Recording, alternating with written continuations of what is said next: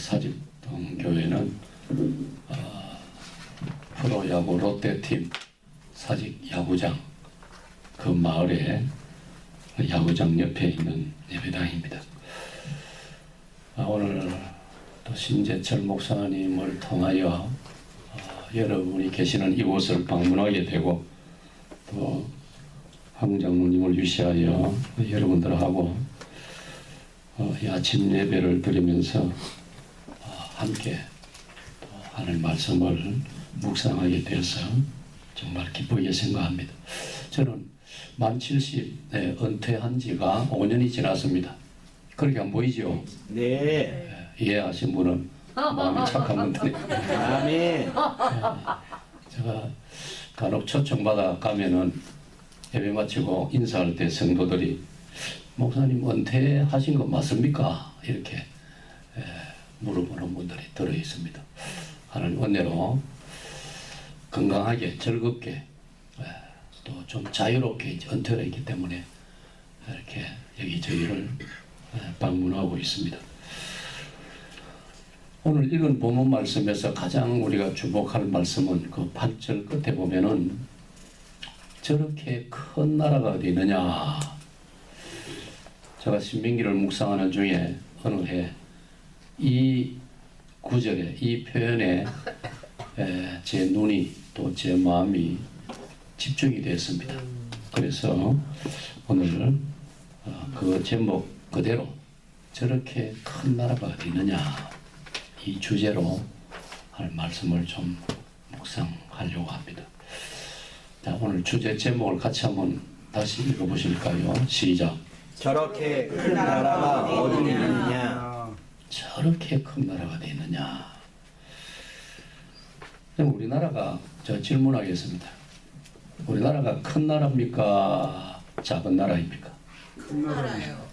너무 애국심을 가지고 너무 그렇게 감정적으로만 하지 마시고 객관적으로. 작은 나라예요. 작은 나라입니까? 네. 코딱지만. 영토는 작고 영은 큰 나라예요. 그냥 다양한 답이 나올 수 있고, 또 그 사람의 어떤 성향에 따라서, 또 어떤 분은 또 자기 믿음에 따라서 답을 할 수 있겠지요. 정답은 없습니다. 각자가 생각하는 대로 그렇게 생각하거나 말씀해도 괜찮을 것입니다. 저는 이 구절을 읽으면서 이 본문은 이스라엘을 두고 하는 말이거든요. 이스라엘은 겉으로 보기에 큰 나라가 아니지 않습니까? 제가 대략, 저는 이제 역사 또는 지리 공부를 좀 즐기는 편인데, 대략 우리가 가늠을 해보면 이스라엘 영토는, 이스라엘 나라 땅덩어리는 우리나라의 강원도와 경상북도 합한 것보다 작습니다. 작습니다. 그리고 또 별로 못 쓰는 땅이 많습니다. 작은 데다가 네게브의 남쪽 네게브 사막을 비롯해서 못 쓰는 땅도 많습니다. 우리나라는 영토가 남북 22만 평방킬로미터고 우리 남한이 10만 평방킬로미터인데 우리나라는 못 쓰는 땅이 없습니다. 할렐루야. 아멘. 정말 우리나라는 말 그대로 금수강산입니다. 비단으로 술을 놓은 것처럼 아름답고 알차게 그지없습니다. 아무데나 씨를 뿌려도 우리나라는 다 채소가 자라고 과일이 열리는 그런 좋은 땅입니다. 제 기억으로 며칠 전에 미국의 세계적인 경제 연구소에서 발표를 했습니다. 그 기사를 보신 분이 계신지 모르지만 그 미국의 세계적인 경제 연구소에서 7대 강국을 발표했습니다. 세계 7대 강국. 지금 시점에 2025년 12월 1일을 기점으로 해서 세계 7대 강국. 1등 미국, 2등 중국, 3등 러시아, 4등 독일, 5등 인도, 6등 영국, 7등이 누굴까요? 한국. 제가 이 유도하는 식으로 말을 하니까 뭐 여러분들 생각이 아이고 어머나 한국이 아닐까 이런 생각이 드시겠죠. 맞습니다. 한국을 7등으로 매겼습니다. 우리 뒤에 프랑스, 이태리입니다. 이건 정말 놀라운 일 아닙니까? 정말 과분한 하나님의 은혜입니다. 제가 글을 읽는 중에 뭐 우리 목사님들 저기 우리 목사님들을 다 그렇습니다만 저도 참 눈이 시력이 피곤할 정도로 이 독서를 또 읽는 것을 좋아합니다. 그래서 읽으면 뭐라도 얻거든요. 제가 독서하는 중에 이런 자료를 보았습니다. 유럽에 있는 오스트리아의 연구소에서 발표를 했는데 전 세계 각국의 국민 평균 IQ를 지능 지수를 발표했습니다. 1등이 누굴까요? 한국. 이럴 때 애호심을 발휘하세요. 예, 1등이 한국이라고 발표했어요. 이야, 정말 참 놀라운 그런 사실을 보게 됩니다. 우리 학교 다닐 때 배웠지요. 인도의 시성인 노벨 문학상을 받았던 타고르는 이런 찬사를 남기지 않습니까? 동방의 작은 나라 코리아여, 그대는 동방의 빛나는 등불이다. 그 등불 다시 켜지는 날 세계가 그대를 주목하리라. 여러분, 타고르가 그 말을 할 때는 우리가 뭐 일본의 지배를 받기 시작하면서 존재감이 없었습니다. 그런데 그 타고르는 아마도 우리 한국의 역사를 들여다본 것 같아요. 보통 나라가 아니다. 대단한 나라다. 그런 주목을 했던 것이죠. 중국인들은 요즘은 뭐 중국이 상당히 우리 눈에 무리하게 보이고 또 뭐 우리를 향해서도 때로 참 무리한 그런 은사를 그렇게 하고 있지만은 중국이 괜찮은 시대에 우리 특별히 고려시대, 조선시대 우리를 보고 그들이 남긴 말이 동방예의지국이라고 했어요. 중국 주변에 중국의 영토가 크다 보니까 동서남북으로 국경을 마주한 나라들이 얼마나 많습니까? 그런데 그 어느 나라를 향해서도 그런 말 해요. 우리를 향하여. 저 조선은 동방예의지국이다.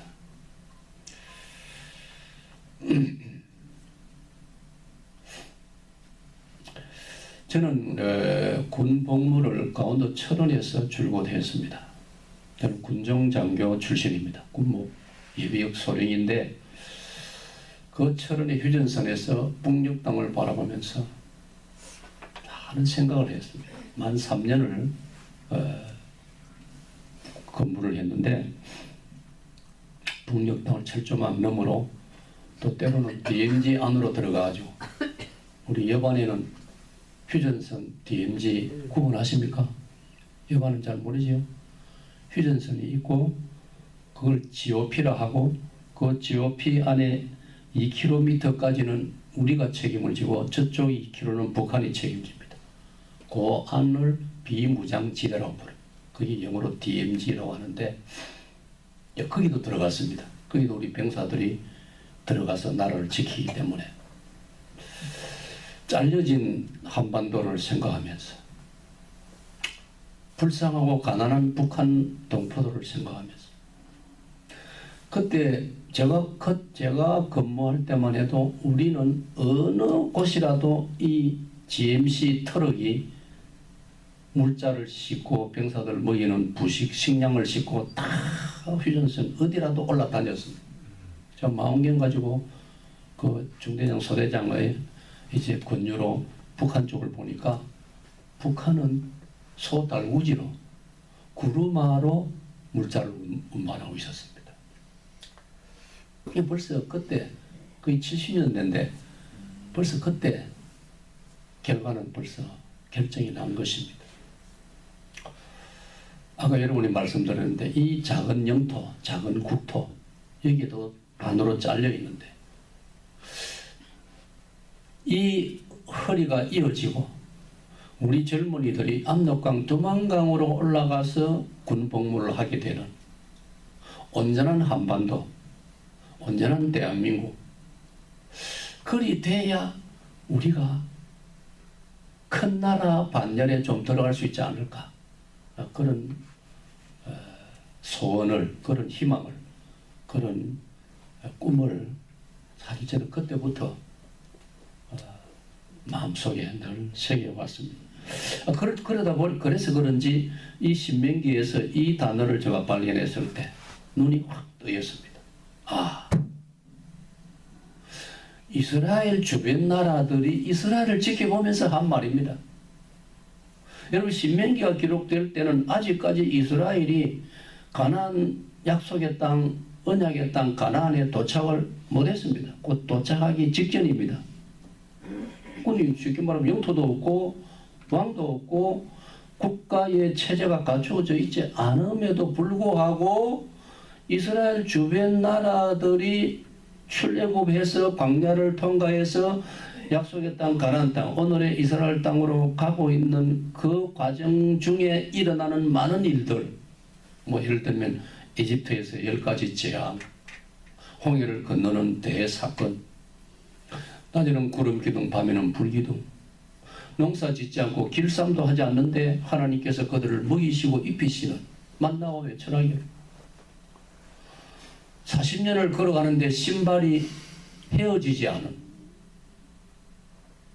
이런 걸 보기도 하고 소문을 듣고 여리고성의 기생 라합처럼 소문을 들었지 않습니까? 옛날에 지금이나 장사꾼들이 오가면서 이런 일이 있었다 이런 일을 우리가 근처에서 보았다 그 모든 정보를 듣고 소식을 듣고 그 주변 사람들이 나라들이 민족들이 하는 말이 저렇게 큰 나라가 어디 있느냐? 그래서 제가 질문했을 때 여러분 중에 우리나라도 큰 나라입니다 라고 하신 분의 그 대답이 틀리지 않는다. 우리도 큰 나라가 될 수 있다는 거죠. 아멘. 그 큰 나라가 된다는 게 우리의 만족을 위해서가 아니고 오늘 성경을 보니까 이렇게 살면 하나님께서 큰 나라로 만들어 주신다는 것입니다. 아멘. 그게 중요한 것입니다. 중국이 큰 나라입니다. 땅덩어리도 크고 인구도 중국 인구가 약 14억입니다. 긴 세월 세계 1위를 누리는데 지금은 2등이 되었습니다. 1위가 누구지요? 여러분 그렇게 관심이 없습니까? 인도가 1위가 되었습니다. 지난 11월부로 인도가 세계 인구 1위 나라가 되었습니다. 그러나 하여튼 중국은 큰 나라, 러시아가 큰 나라. 저는 세계 지도를 볼 때 때로는 배가 아픕니다. 저 러시아는 어떻게 해서 저렇게 영토를 크게 차지했나? 유럽 서쪽 폴란드 쪽에서부터 시작해가지고 동쪽으로 우리나라 한국 북도까지 걸쳐 있으니 어쩌다가 저렇게 큰 땅덩어리를 차지했나? 그러나 여러분 이 지구촌에 생각이 있는 사람들은 중국이나 대단한 나라라고 생각 안 합니다. 물론 무섭고 뭐 아주 난폭하고 그런 면에서는 대단하죠. 그러나 오늘 성경이 말하는 하나님이 우리에게 주시는 그런 말씀을 가지고 본다면 큰 나라가 아닙니다. 오늘 우리나라야말로 큰 나라가 될 수 있는 그런 많은 가능성을 우리가 가지고 있습니다. 그걸 저는 뭐 성경에 그런 말씀이 많지만 이 신명기 4장에서 저는 기쁨으로 제 나름대로 발견하고 묵상을 하고 있습니다. 그게 뭐냐? 1절 말씀에 계명을 지키는 것이라고 했습니다. 받아봅시다. 계명을 지키는 것이다. 계명을 지키는 것이다. 우리가 어떻게 보면은 창세기 1장부터 계시록 22장까지 성경 전체는 하나님의 말씀인데 하나님 말씀을 다른 말로는 하나님 주시는 계명이라고 할 수 있지 않습니까? 그 계명을 요약해 놓은 것이 십계명입니다. 여러분, 우리가 신앙생활하면서 어릴 때부터 십계명을 주일학교 때는 뭐 암송하면서 뭐 또 외우도록 훈련도 받고, 그러면 어릴 때에 또 자랄 때 중고등학교 시절 이럴 때 우리가 때로는 이 10가지 계명을 암송하거나 주일날 또 예배 시간에 예배 인도자 목사님하고 성도들이 교독 돌아가면서 한 계명씩 이래 하다 보면 때로는 부담이 되는 경우도 있었습니다. 무겁게도 느껴지고. 그런데 어떻습니까? 저는 목회자이기 때문만 아니고 한 그리스도인으로서 성경을 묵상할수록, 아니 또 신앙생활 할수록 뭔가 깨달아 갈수록 확신으로 다가오는 게 뭐냐? 하나님 우리에게 주신 계명은 너무 좋다는 것입니다. 여러분, 하나님 계명이 너무너무 좋다는 걸 여러분 혹시 아직도 부담을 느끼시는 분도 믿음을 가지고 믿으시기를 축복합니다. 아멘. 왜 그런지 아세요? 오늘 본문 말씀이 가르치고 있고, 아니 신명기 전체가, 신명기 34장으로 되어 있는 신명기 전체가 여러분 신명 아닙니까? 이 신명이란 말은 다시 내리는 명령이라는 뜻이에요. 다시 언급하는, 재차 강조하는 명령이라는 말이에요. 그러니까 신명기는 다른 말로 말하면 하나님이 주시는 계명입니다. 이 계명을 출애굽기에서 하나님이 출애굽기 3장에서 모세를 통하여 호렙산에서 이 십계명을 주셨지 않습니까? 그 십계명을 다시 재해석한 것이 신명기란 말입니다. 아멘. 이 신명기를 이 계명을 하나님이 왜 주셨느냐? 이 계명은 너희들을 올가매고 너희들을 힘들게 하고 너희들을 괴롭게 하려고 내가 주는 게 아니고, 이 계명대로 살면 내가 너희들에게 복을 주려고 준 것이다. 아멘. 아멘이십니까? 아멘. 쉽게 예를 들면 부모님이 자녀들에게 어릴 적에 키우면서 이래라 저래라 그거 자식 괴롭히려고 그럽니까? 자식 잘 되라고 그러는 거예요. 우리가 다 커서 부모가 되고 나서 그때 깨닫지 않습니까? 예?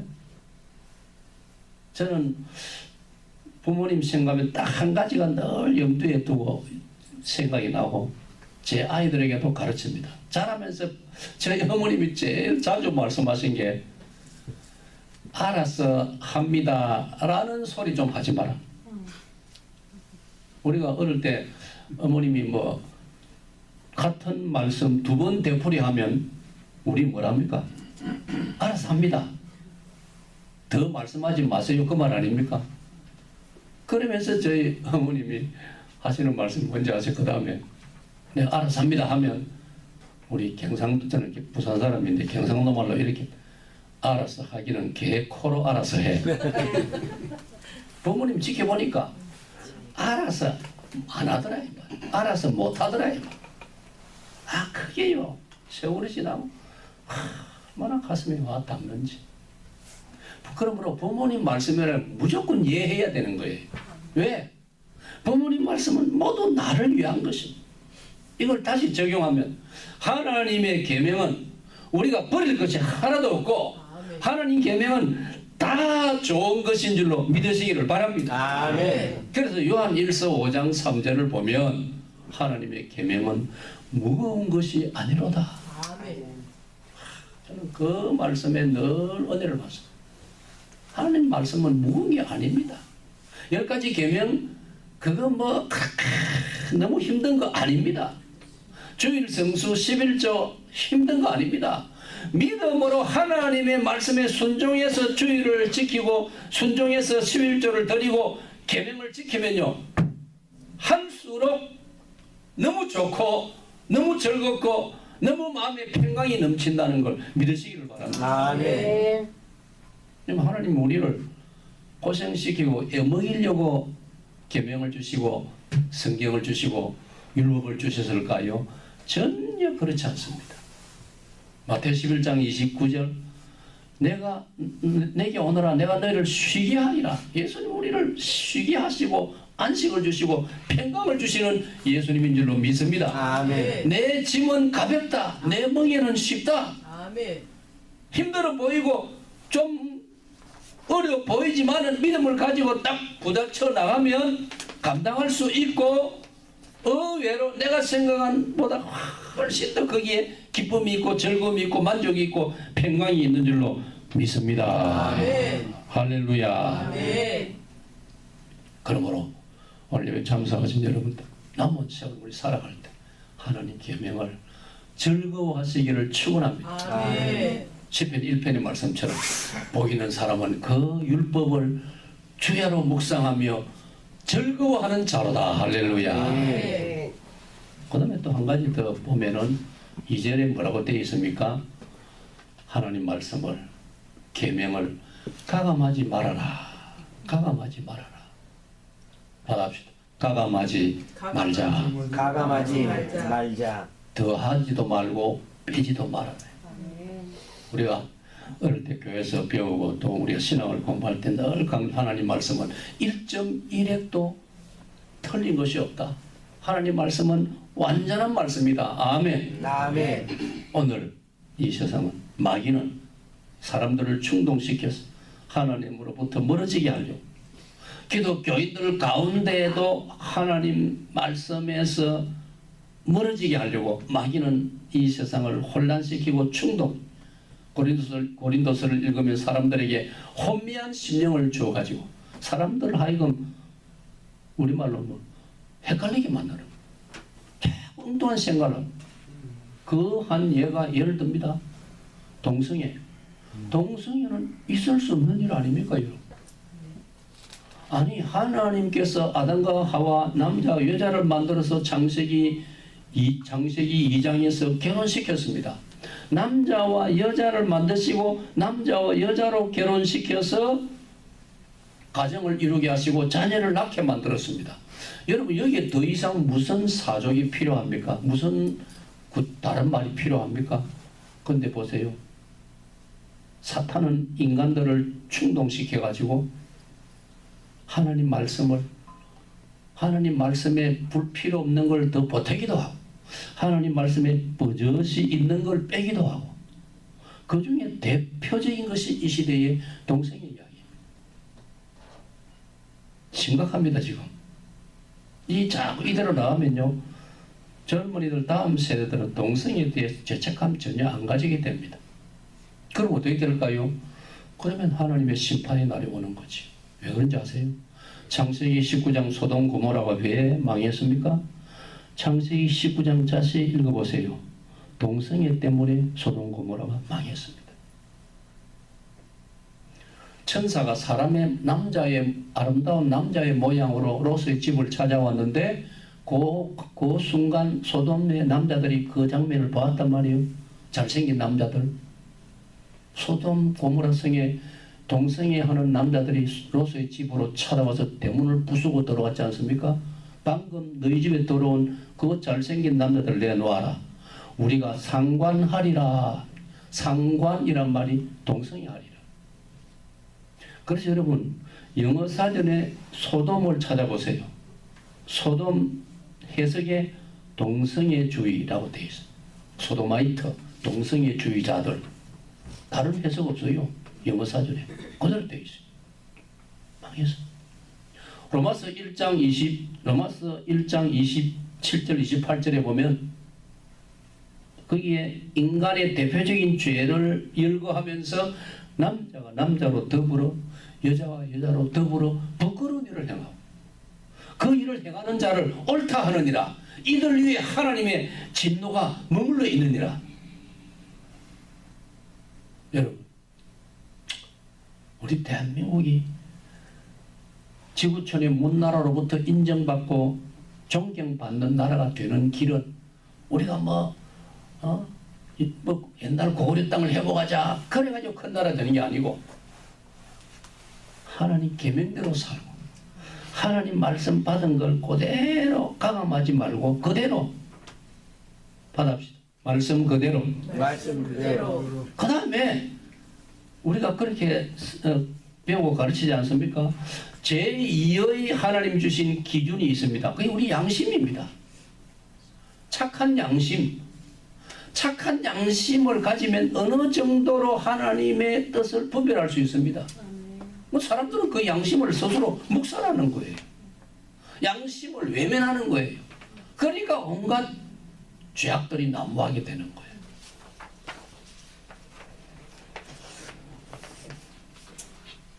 마지막으로 한 개 더 말씀드리고 싶은 거는, 자, 9절 보세요. 9절. 8절까지 읽었지만 9절 말씀 다 같이 읽습니다. 오직 너는 스스로 상가하며 내 마음을 힘써 지키라. 그리하여 내가 눈으로 본 그 일을 잊어버리지 말라.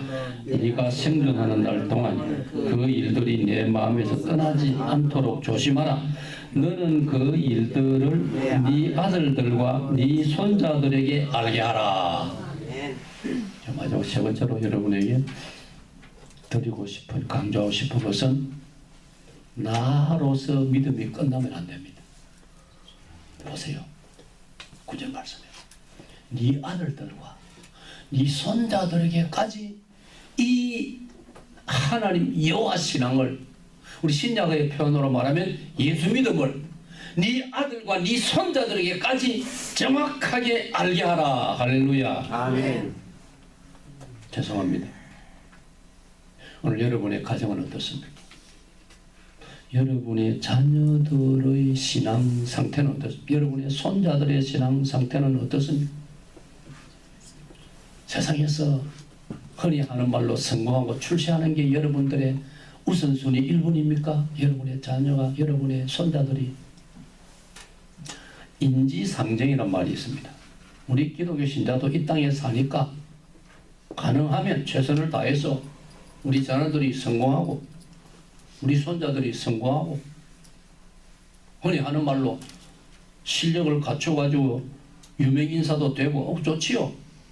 그러나 여러분, 큰 그림을 그려보면 그게 인생의 성공이 아니더라고요. 쉽게 말씀드리면 하나님 잘 섬기고, 아멘. 아멘. 예수님 바로 잘 믿는 그것이야말로 진정한 성공이고 축복인 줄로 믿습니다. 아멘.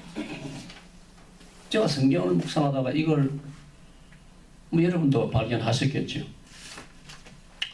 창세기 28장 13절을 보면 하나님께서 베델 들판에 야곱을 만나지 않습니까? 그 야곱에게 나타나신 하나님이 자신을 소개하시는데, 야곱이 지금 도망가는 중에 있지 않습니까?